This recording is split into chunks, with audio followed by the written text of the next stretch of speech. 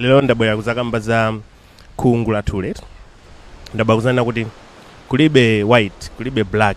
Kumene taife ni ma blacks, awa ni ma whites, awa ndi anthu ayelo, kulibe zimenezo.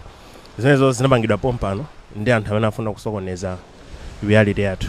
Chilungamo chake nchoena kuti tonsefe ndi anthu a brown. Mukati muone ichi chetu. Anthu ena ndo a brown kwambiri odelako ngati ma different hues, different shades of brown. Pala anthu ena ngati ife chonchi tili apo. Pala anthu ena ooneka chonchi ali apo. Pali awa azungu ali apo. Paliso ena waso ali mbali naye. Nde mutha kuona kuti tonsefe ndi anthu a brown. Palibe kuti black, white, yellow, chan. Iwe zonse ito kuonza twe. Ma hominids aja temakambanja wena kana zafunsa kuti bwanji ma hominids wangoneka ngati anthu akuda. Anthu anali akuda kumene.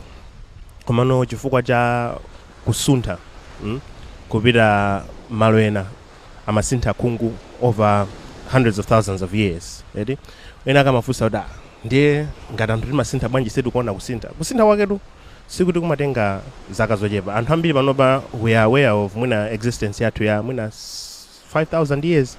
Written history mwina it goes back, I would say 5,000-6,000 years.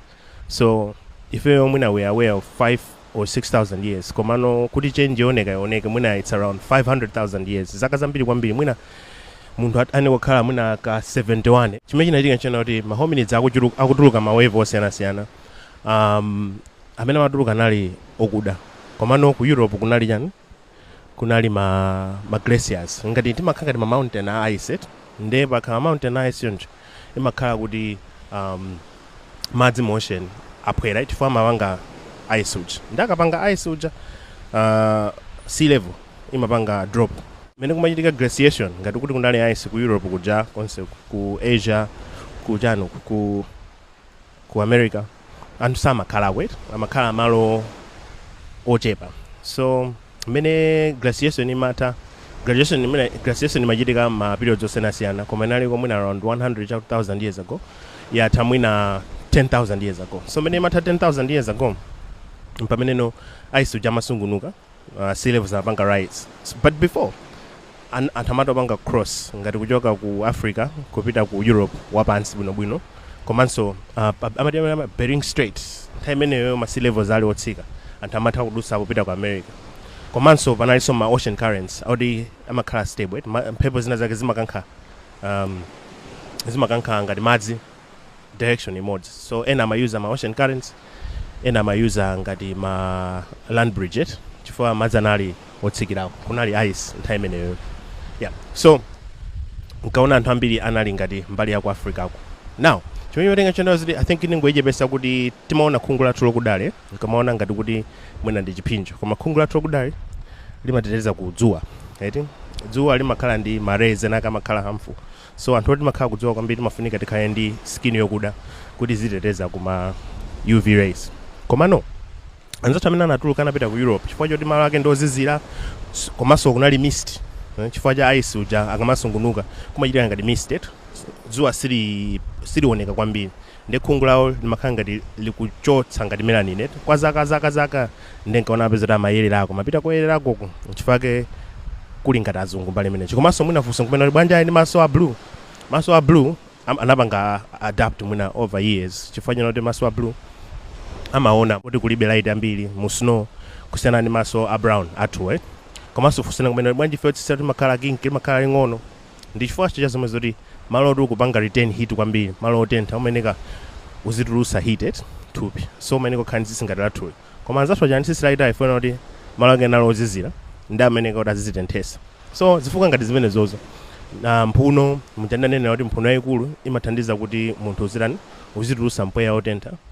Mphuno zosazing'ono zimathandiza kuti uzisunga heat nkati foti kozizira. So zimene zimachitika over years. Now anthu amene aja akasintha over years zimazathekaso kuzapanga crossbreed. Nchifukwa yake timapeza kuti Homo erectus watuluka ku Africa wakasanduka Neanderthal wakasanduka Denisovan. Kena kwa pazaka watulukaso wina Homo sapien wakakumana ndi azibale akati apanga mate and stuff. So pali zinthu ziwiri kuti kusintha because of location over a space of time komanso kupanga interbreed yetu. So tinachoka kuja tinalowa ngati mbali ya kujano ku Asia, tinapita ku Europe, ku America. For America is inapangidwa inhabit chapo mpano mwina 30,000 years ago ona or so you can see kuti tonsefe ndife anthu akuda komano chifukwa cha kusuntha kupita malo ena amene ma environmental conditions ndosiyana ndi kumene tili ku Africa chifukwa timasiyana khungu komano sikuti ndife anthu osiyana kwenikweni. Ndi anthu nkumafunsa kuti nanga bwanji anzathu ali ndi zinthu zotsogola. Technology imene timayionera sikuti ndikutsogola such zimaoneka ngati kutsogola koma pachilichonse mu reality yathu you have to pay a price. There's always a bad side to something that you got as good. For example, AI maphwekesa ngini masiku ano komano kuti AI igwire ameneka adule mitengo amange maseva aja amafunika magetsi ambiri kwambiri afunika so magetsi ajaso komanga magetsi mapanga bwanji maona komanso kuti server ija imapanga heat up imatulusa heat in the climate so chichonse chimakhani balance yake nature so kusiyana kwathu anthu fe ndikwena kuti kwathu kuja weather ndi yabwino ngati mene kuli kuno right.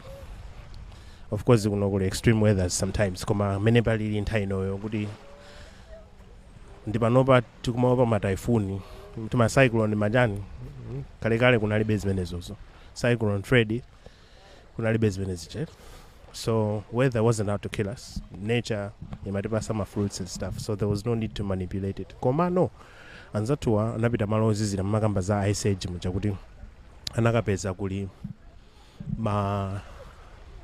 zimapiri za ice so kuti asurvive amayeneka kuti avale zovala avale aphezi nyama avale skin yake nchifukwa yake timaona ngati azungu amavala anatipeza ife sakuvala chifukwa kuti kwathu kujako sikwenikweni kufuna kuvala kungophimba maliseche yako bwinobwino komano kuntundako ameneka kuti atenthedwe so kuti atenthedwe anayamba zikopa za zinyama kenako ndikumapanga zovala chanchani komanso kukatentha kwambiri panopa ngati air conditioner chimashini chicho chimathandiza munthu akhala umakhala ma extreme weather conditions ngati kumazizira kwambiri umafunika air conditioner kuti ukutenthese ngati kumatentha kwambiri umayeneka air conditioner kuti ukuzizirise ndiye timazaona ngati technology ja ndi product ya nzeru koma technology ndi product ya kuvutika right ngazuru kumani mavuto when you solve mavuto mu environment mwako mpamene